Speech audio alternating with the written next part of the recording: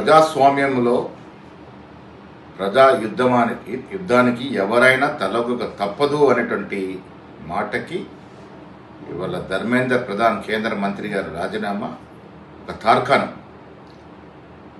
ప్రజాస్వామ్యంలో నియంత పోకడికి తావులేదని గతంలో రైతు చట్టాలు వెనక్కి తీసుకున్నప్పుడు ఇవాళ ధర్మేంద్ర ప్రధాన్ గారు రాజీనామా చేసినప్పుడు రుజువైంది. ఇది నైతికంగా ఈ దేశంలో ఉన్నటువంటి విద్యార్థి లోకం యొక్క విజయం. దీని వెనకాల రాహుల్ గాంధీ గారి యొక్క శ్రమ ఉంది. ఈ రెండింటి వల్ల ఇవాళ మోడీ గారు తల వంచక తప్పలేదు అనేటువంటి మాట స్పష్టమవుతా ఉంది. ప్రజాస్వామ్యంలో పౌరుల యొక్క ఆకాంక్షలకి వారి మాటలకి విలువ ఉండాలి. నియంత పోకడికి వెళ్ళి మేము మొండిగా వివరిస్తామంటే ఇది ప్రజాస్వామ్య పెద్ద దేశం ఉన్నటువంటి భారతదేశంలో చెల్లదు అని ఇవాళ ధర్మేంద్ర రాజీనామా వల్ల స్పష్టమవుతా ఉంది.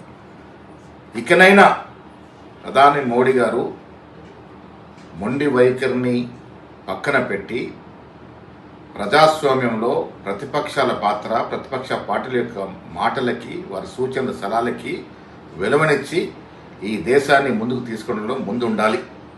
ఇవాళ నీటి విషయంలో జరిగినటువంటి అవకతవకలు, లాఠీ చార్జు, బాష్పాయవు, విద్యార్థులు విచక్షణారహితంగా కొట్టిన తీరు ఇలా ఈ దేశం కాకుండా ప్రపంచ దేశాల్లో గరిస్తూ ఉన్నాయి.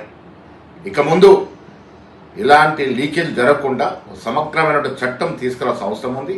పార్లమెంట్లో రాహుల్ గాంధీ గారు కోరిన విధంగా, ఖర్గే గారు సూచించిన విధంగా సమగ్ర చర్చ జరగాలి, సమగ్ర చట్టము రావాలి.